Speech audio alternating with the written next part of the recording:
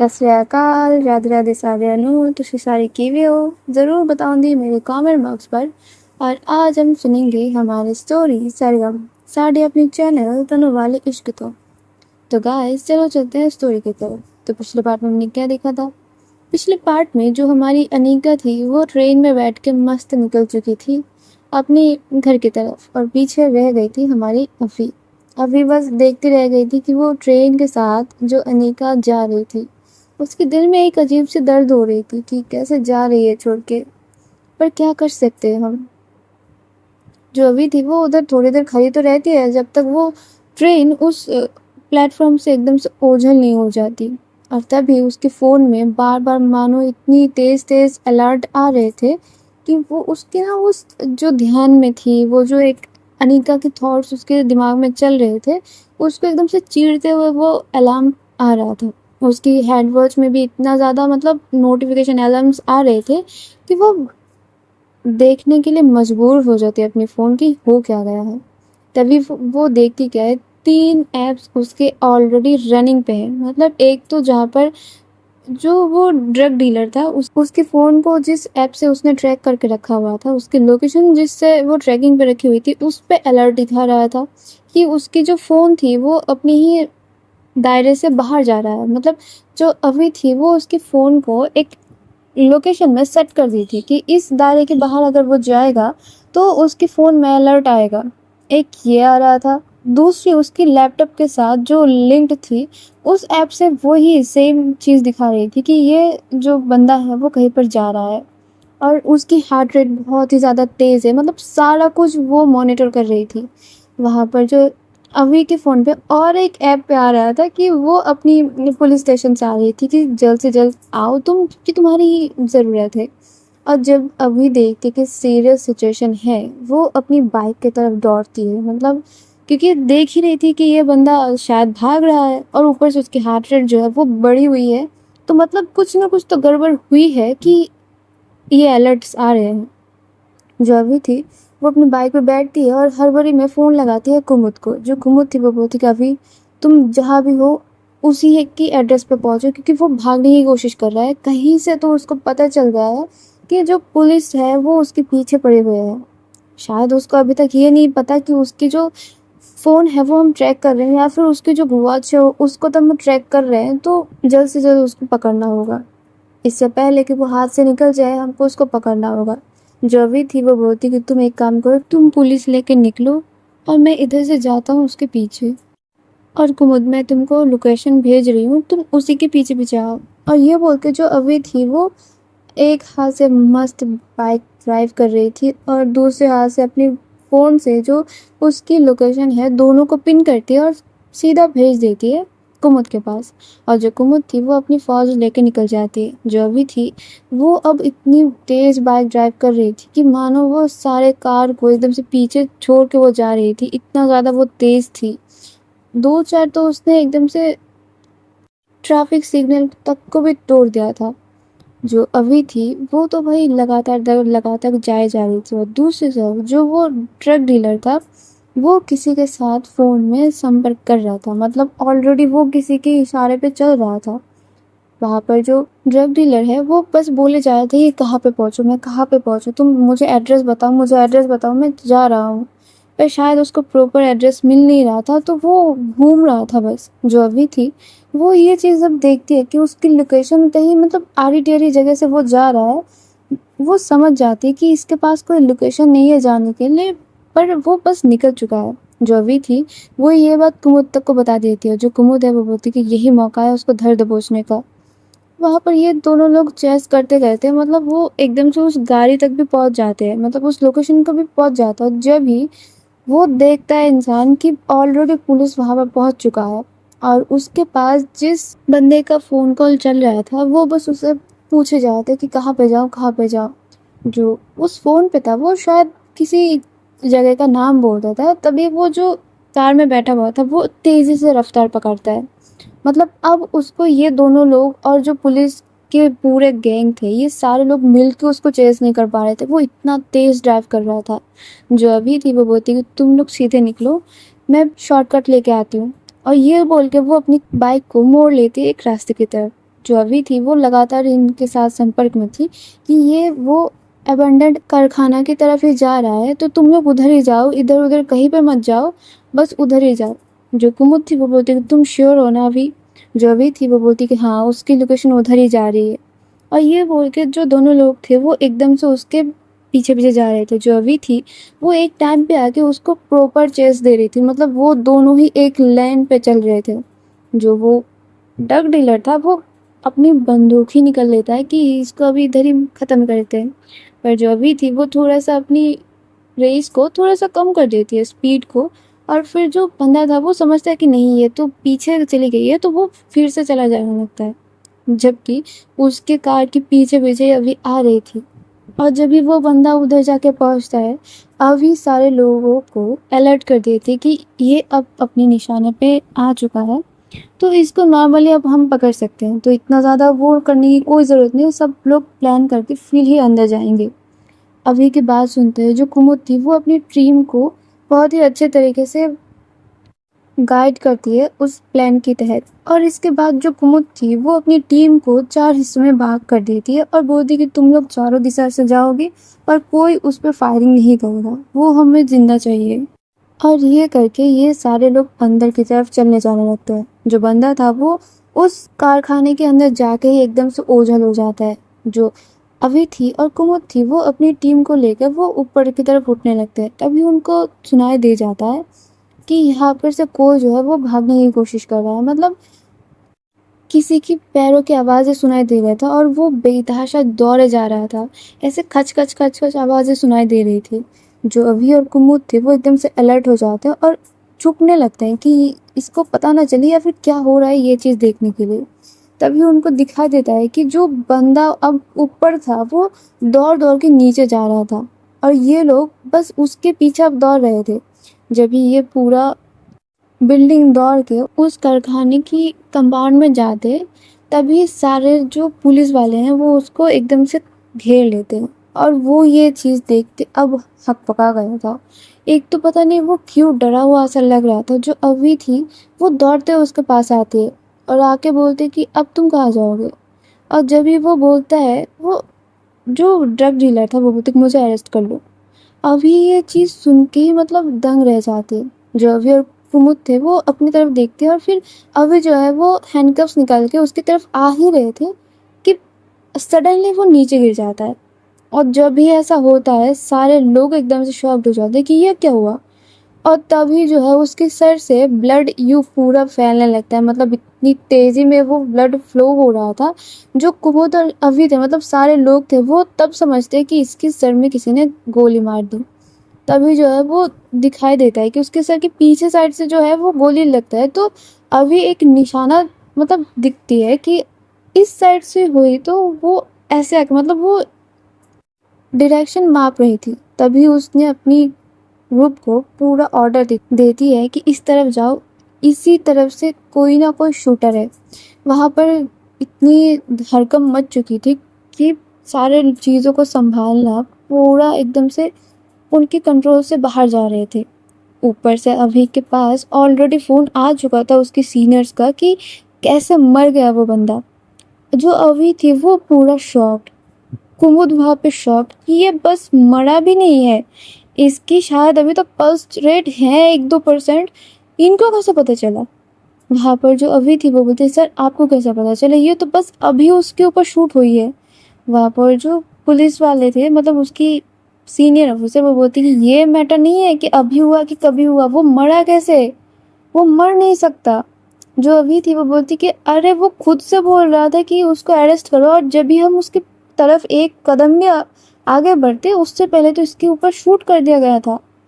वहाँ पर ये सारी चीज़ें हो रहे थे। उसकी जो लाश को है वो ले जाने के लिए फॉरेंसिक डिपार्टमेंट से लोग आ चुके थे। उस जगह को पूरा नाकाबंदी कर दिया गया था और मतलब वहाँ पर जो उसकी पुलिस की जो भी यूनिट्स थे वो सारे लोग ढूंढ के भी किसी को नहीं निकल पाए। इवन तो वहाँ पर जो गोली चली थी उसका टॉप भी तो उनको नहीं मिला था। इतना ज़्यादा मतलब वो चीज़ सीक्रेट हो चुकी थी। जो अभी थी वो बोलती कि ये कहाँ से क्या हो गया, ये कोई नॉर्मल बंदा कर ही नहीं सकता, ये प्रोफेशनल किसी के काम है। वहाँ पर जो अभी थी वो तो बस खड़ी हुई थी, और जो फॉरेंसिक डिपार्टमेंट के जो भी थे वहाँ पर, उन सबको बोला जाता है कि इसके साथ अगर कोई फ़ोन है तो उसको प्लीज़ हमें दे दिया जाए, और बाकी इसके ऊपर आप पूरा कार्रवाई करिए। और ये करके जो अभी थी वो फ़ोन लगाती है उसी इंस्पेक्टर को जिसको सौंपा गया था काम कि इसके ऊपर नज़र रख। अब वहाँ पर फ़ोन लगाने पे पता चलता है कि ये इंसान या फिर ये पुलिस वाला जो है वो फ़रार है। जो अभी थी और कुमुद थी वो तब समझते कि गड़बड़ घोटाला कहीं ना कहीं इधर ही है। जो कुमुद थी वो फ़ोन लगाते अपने सीनियर को और बोलती कि आपको ये खबर मनीष ने दिया है क्या सर? जो कुमुद जब ये चीज़ बोलती है वो बोलती है तुमको कैसे पता, उससे बात हुई तुम्हारे? जो कुमुद थी वो बोलती कि सर उसने सारा कांड कर दिया है, वो शायद इनके साथ जाके मिल गया था और इसको बता दिया था कि हम लोग उसके ऊपर निगरानी कर रहे हो। वहाँ पर जो सीनियर थे वो बोलते कि फ्री हैंड्स है, तुमको जो करना है करो। और इसके बाद जो कुमुद और अभी थे वो अपनी टीम को अपने अपनी काम सौंप के वो लोग जाते हैं इसी ड्रग डीलर की जिस फ्लैट में वो रह रहा था इतने दिन से, उस पे वहाँ पर जाके वो देखते क्या है, सारा जो फ्लैट है वो एकदम से तहस नहस होके पड़ा हुआ है। एक भी सामान जो है वो अपनी जगह पे नहीं है। वो दौड़ के जाते हैं उसकी बेडरूम की तरफ और उधर जाके देखते हैं कि वहाँ पर जो है उसकी जो डस्टबिन थी उस पे ऑलरेडी कुछ जलाया जा रहा था। जो कुमुद और अभी थे वो जब भी उसके ऊपर थोड़ा सा पानी फेरते हैं तो उसको उनको पता चलता है कि ये और कुछ नहीं, उसका ही शायद कोई एक डायरी या फिर कुछ ऐसा पेपर्स होंगे जो कि बहुत ही काम की या फिर कुछ इंफॉर्मेशनल होगी। और जब भी उसको थोड़ा सा उठाया देखा जाता है तो हाँ, उधर उसकी जो क्लाइंट्स थे या फिर उसकी जो हायर अथॉरिटीज थे जहाँ पर से वो शायद ड्रग्स जो है वो कलेक्ट करता था, ये सारी चीज़ों की एक लिस्ट उसको थोड़ी सी दिखाई देती है। और उसको थोड़ी सी मतलब रेड्डी नाम के कुछ दिखाई देता है। जो अभी थी वो उसको पूरा पूरा यकीन था ये और कोई नहीं आकाश रेड्डी ही हो सकता है। जो अभी थी वो बोलती है कुमुद दिस इज सो हिलेरियस कि ये सारा चीज़ें एक ही दिन में हो गया है और हमको कुछ मतलब संभालने का मौका ही नहीं मिला। जो कुमुद थी वो बोलती कि ये बहुत बड़ा गेम चल रहा है, अभी बहुत बड़ा गेम चल रहा है। जो अभी थी वो बोलती कि ये तो अब कंफर्म है कि यहाँ पर जो भी चीज़ें हैं वो आकाश कर रहा है। जो कुमुद और अभी थे वो लोग सारे रूम को खंगाल लेते और उधर भी फॉरेंसिक की टीम आ चुकी थी कि कुछ ना कुछ तो उनको मिलेगा। वहाँ पर सारी चीज़ें हो जाते हैं और उन्हीं सारी चीज़ों में जो अभी है वो भूल जाती है कि अनिका जो है वो निकल चुकी थी, उसको कोई खबर भी लेना होता है। जो अनिका थी वो उसको 2-4 बार फ़ोन तो करी थी, पर जो अभी थी वो अपने काम में इतना ज़्यादा बिजी थी कि उसको कोई वो ही नहीं था कि अनिका से भी एक बार बात कर ले जाए या फिर कुछ। क्योंकि इतना बड़ा धमाका होने के बाद कोई अगर उस तरफ अपनी दिमाग लेके जाए तो ये बहुत ही बड़ी मतलब हो सकती है कि वो अपनी काम में फोकस्ड नहीं है। वहाँ पर जो कुमुद और रवि थे वो सारा चीज़ एकदम से देख रहे थे और उसकी फ़ोन में जब अभी अपना मतलब दिमाग लगाती है तो उसके फ़ोन में वही एक अकाउंट नंबर दिखता है और वो अकाउंट नंबर कहीं ना कहीं रेड डे एम्पायर से लिंक्ड था। जो अभी थी वो बोलती कि अब तो जाना बनता है, अब तो ससुराल जाके ससुराल वालों को ही ससुराल लाना है। और ये बोल के जो अभी और कुमुद थे वो एक दूसरे की तरफ देखते हैं और मतलब उधर के जो भी एविडेंस थे, जितनी भी एविडेंस लेके ये लोग कुछ स्टेप ले सकते हैं वो सारा इकट्ठे करते हैं और अगले दिन ही वो निकल पड़ते कि अब होएगा मज़ा। और इस ड्रग डीलर की मौत के बाद जब ये उठ रहा था सवाल कि पुलिस वाले इसकी मौत के पीछे कारण है, मतलब मीडिया वाले जो करते रहते हैं उलझुल की चीज़ें, तब वो अपर्णा जो है वो सामने आती है। अब वो सामने आते हैं पूरे वो सारे एविडेंस के साथ जो उसने किया था उस 10 साल की बच्ची के साथ, उसने जो हैवानियत की थी उन सारी चीज़ों के साथ वो मीडिया के सामने आती है। और मीडिया को जब ये पता चलता है कि ये तो ऑलरेडी एक गंदा इंसान है तो फिर तो ये लोग अलग ही मतलब प्रसारण के साथ चालू हुए थे। और फिर जो अपर्णा थी वो उनको और बोल के जाते हैं कि इसके पीछे और भी बहुत बड़े बड़े हाथ हैं, इसके और भी गंदे गंदे काम हैं जो कि अप टू डेट आता रहेगा, आप भी हमारे साथ जुड़ी रहिए।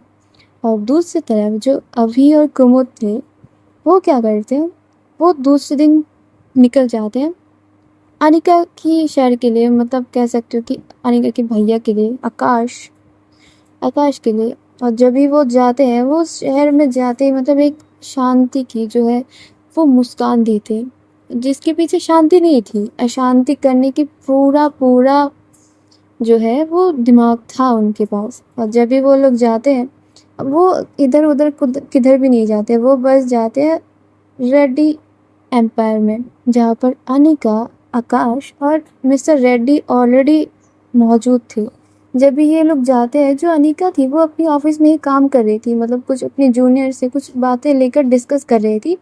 तभी वो देखती क्या है, जो अभी और कुमुद है वो दोनों लोग क्या स्टाइल में चल के आ रहे थे। जो अभी थी वो एक ब्लैक सनग्लास पहनी हुई थी, और भाई क्या डेविल लुक वो थी उसमें।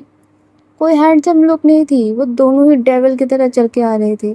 जब भी अनिका अभी को देखती है, वो दौड़ के जाती है अभी के पास और जाके उसको हक कर लेती है। बोलती कि वाह, ये हुई ना सरप्राइज। अभी तुम क्या अप्पा के पास मेरे हाथ मांगने के लिए आई हो? जो भी थी वो बोलती कि हाँ, मतलब हाथ मांगने नहीं, हाथ ले जाने आया हूँ। पापा बोलती कि क्या हाथ ले जाने, मतलब शादी के लिए तो हाथ मांगना पड़ता है ना। जो कुमुद थी वो बोलती कि भाभी जी, यू आर टू क्यूट। कि आपकी ये क्यूटनेस ना संभाले नहीं संभालता हमसे। तो अभी हम एक काम के लिए आए हैं, तो चलिए आप भी चलिए, देखते हैं कैसा होता है, और शायद आपके सारे सवालों के जवाब आज मिल जाए। और ये बोल के वो जो अभी थी वो पूछती कि आकाश भैया किधर है, आकाश भैया से मिलना है। जो अनिका थी वो बोलती कि वो तो पापा के साथ मीटिंग में है, अभी मीटिंग चल रही है। तो वहाँ पर जो अभी थी वो बोलती परफेक्ट, यही तो टाइम है, अभी तो मिलना अच्छा रहेगा। और ये बोल के वो दोनों ही मीटिंग रूम की तरफ चलने लगते हैं। जो अनिका थी वो भी उनकी तरफ चलने लगती है, क्योंकि उसको अब वो टेंशन होने लगता है, क्योंकि अभी ऐसी बंदी ही नहीं थी कि कोई बिजी है उसके ऊपर भी वो जाके वो कुछ बोले। तो वहाँ पर जो अनिका थी वो उसके पीछे पीछे जाती है, और जो अभी थी वो जाके जब डोर ओपन करते हैं, तो वहाँ पर आकाश जो है वो उनको देखते हैं। वो थोड़ा सा नॉर्मल भी था, पर उसको ये चीज़ हजम भी नहीं हो रहा था कि अभी यहाँ पर क्या कर रही है, और उसके साथ ये दूसरी लड़की कौन है। वहाँ पर जो अनिका थी वो बोलती कि अप्पा, मतलब भैया से मिलने आए हैं अभी। वहाँ पर जो मिस्टर रेड्डी थे वो बोलती कि हाँ श्योर, पर थोड़ी देर बाद।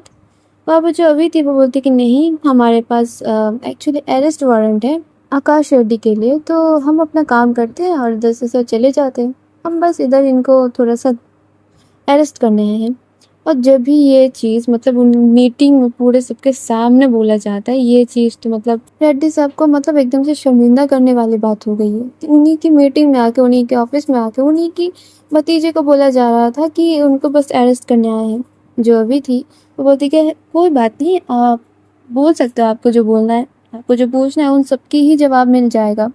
वहाँ पर जो आकाश भैया थे वो बोलने लगते कि मैंने क्या किया है, मुझे किस जुर्म में तुम लोग अरेस्ट करने आए हो, और इतना हिम्मत कैसे हुआ, इधर तक तुम लोग ऑफिस आ चुके हो, और तुम तो यहाँ के पुलिस वाले भी नहीं हो। वहाँ पर जो अभी थी वो बोलती कि सो के इधर की पुलिस भी आ रही है, इतनी कच्ची खेल तो हम खेलते भी नहीं है।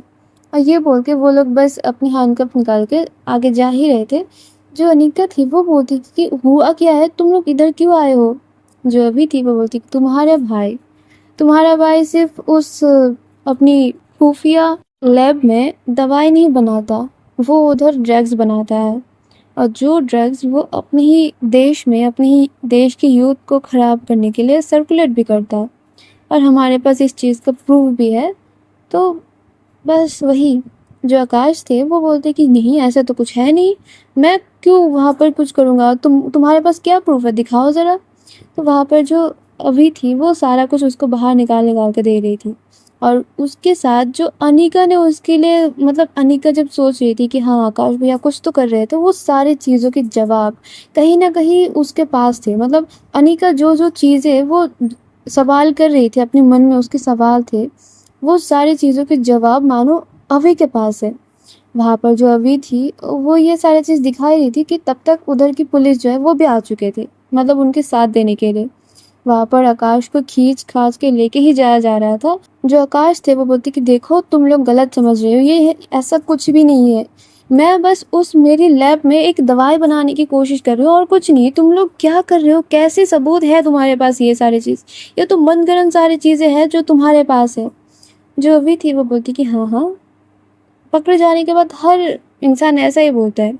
वहाँ पर जो अनिका थी वो तो सारा चीज़ देख के, मतलब उसके दिमाग में जो चीज़ चल रहा था वो एक्चुअल में है। वो चीज़ देख के वो बस उधर दंग खड़ी रह गई थी। जो मिस्टर रेड्डी थे उनकी सर में थोड़ा थोड़ा पसीने पसीने से थे कि हो क्या गया। वो वहाँ पर बस चुप करके खड़े हुए थे। जो आकाश थे वो बोलते कि बड़े पापा आप अभी भी कुछ नहीं बोलोगे? बड़े पापा अब तो कुछ बोल लो, अब तो टाइम है ना। तब तो आपके पास था नहीं, ठीक है, आप आपकी स्वार्थ थी, अब क्या है, अब तो रोक लो। वहाँ पर मिस्टर रेड्डी कुछ नहीं बोल रहे थे। जो आकाश थे वो बस इधर उधर हिल रहे थे कि उसको नहीं जाना। वहाँ पर जो आकाश थे वो एक टाइम पे आकर, मतलब जब ये सारे लोग उनको खींच के ले जा रहे थे, वो बोलते कि देखो सुनो मेरी बात पहले। और ये बात ये इतना ज़्यादा चीख के बोलते हैं कि सारा जो माहौल था वो एकदम से शांत हो चुका था। जो अभी कुमुद सारे लोग थे वो उधर ही रुक चुके थे। जो आकाश थे वो तब बोलना शुरू करते कि तुम लोगों के पास क्या सबूत है? सबूत मैं देता हूँ तुम लोगों को। अरे गधो इंसान, पुलिस हो कि घंटा हो कि जिधर चाहे उधर ही बच जाते हो। सुनो फिर मेरे से कि इधर हो क्या रहा है। ड्रग, वो मैं नहीं, रेड्डी इस पूरे जहाँ पे बस मैं नहीं हूँ। ये है असल culprit, mister Reddy, the Reddy empire की मालिक। जो ड्रग सप्लाई करते हैं, जो ड्रग प्रोड्यूस करते हैं, वो ये है। इनकी सारे लैब में यही सारी चीज़ होती है। मेडिसिन की आड़ पे ये बस ड्रग की धंधा करते रहते हैं।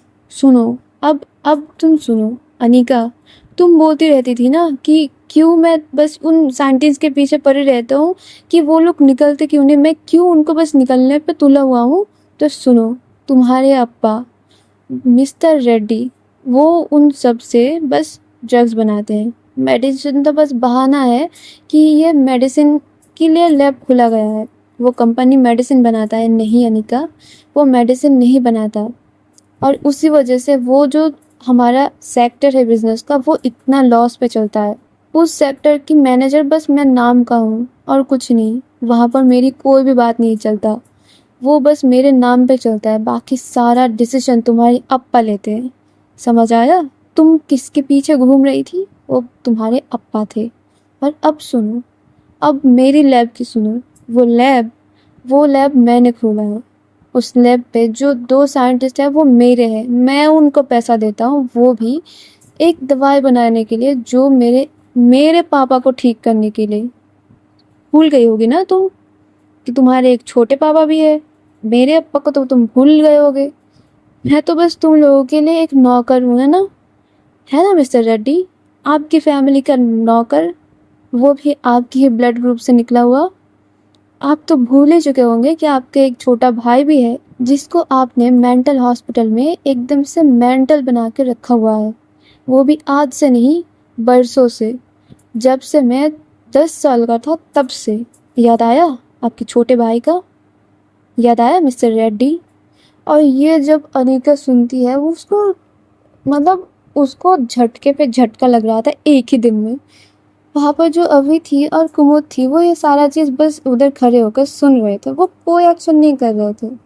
जो आकाश भैया थे वो बस बोले जा रहे थे कि और तुम्हारे पापा जो ये आर्म्स का डीलिंग करते हैं, तुमको पता है? वो तो दिखाते हैं कि देश के लिए वो जान देने के लिए तैयार है, जान लेने के लिए तैयार है। हाँ, देश के लिए नहीं, अपने बैंक बैलेंस के लिए वो जान लेने के लिए भी तैयार है। तुमको पता है जितनी आर्म्स जाता है इंडियन आर्मी को, उससे ज़्यादा तो ये बाहर भेज देते हैं। बाहर पता है ना किसको भेजते हैं? हाँ, उन्हीं आतंकवादियों को जो हमारे देश में घुस के हमारे लोगों को मार जाता है। और तुम्हारे पापा काइंड ऑफ वही है जो कि बस ऊपर ऊपर से दिखाने के लिए है कि ये अपने देश से इतना ज़्यादा प्यार करते हैं। तुम्हारे अप्पा ने इतना बड़ा एम्पायर कैसे खड़ा कर लिया अनिका? कभी सोचा कि एक इंसान के पीछे अगर कोई ना हो, कोई ना साथ दे रहा हो, तो कैसे कर सकता है वो इंसान? अकेले ने नहीं किया तुम्हारे अप्पा ने। तुम्हारे अप्पा ने मेरे अप्पा की पूरी जवानी ले ली। मेरे अप्पा की फैमिली ले ली, मेरी अप्पा की उनकी ज़िंदगी छीन ली। अब उनको पागल बना के एक पागल खाना में रखा हुआ है। जो मेडिकल सेक्टर मेरे अप्पा पूरा मैनेज करते थे, अब वहाँ पर मैं नौकर जैसा काम करता हूँ। तुम समझ रहे हो अनिका? अब वहाँ पर ये सारा चीज़ जो है वो आकाश बोल ही रहा था, वो मतलब चीख-चीख के बोल रहा था। जो मिस्टर रेड्डी थे वो बस उधर बैठे हुए थे और उनकी पसीने में वो तर-तर थे। जो अनिका थी वो बस अपने अप्पा की तरफ देख रही थी, एकदम सुध-बुध खो के। वहाँ पर जो अभी थी वो सामने आती है, आकाश के हाथ से वो हैंडकफ्स खोल देती है और बोलती कि एक्चुअली आकाश भैया, थैंक यू सो मच।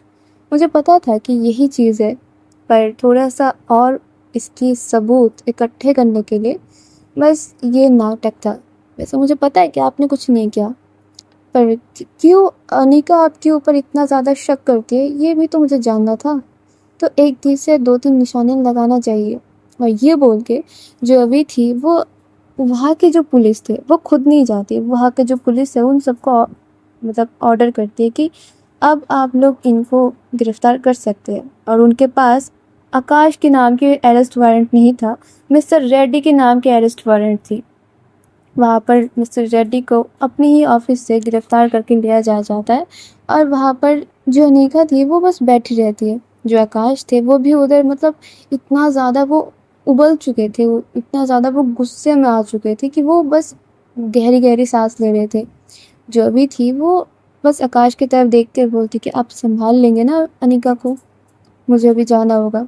जो आकाश थे वो बस अभी की तरफ थोड़ी देर देखता रहता है, कुछ बोलता भी नहीं है, बस वो गुस्से में वो लाल हुए पड़ा था।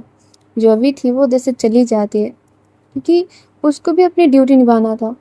और गाइस आज हम भी अपना ड्यूटी निभाते हुए चलते हैं। मिलेंगे अगली एपिसोड में और देखेंगे क्या होता है, अब क्या रिएक्शन आएगा अनिका का। तब तक मेरे साथ रहिए, कमेंट में ज़रूर बताना कि कैसा लगा और लाइक कर देना, शेयर कर देना अपने प्यारों के साथ।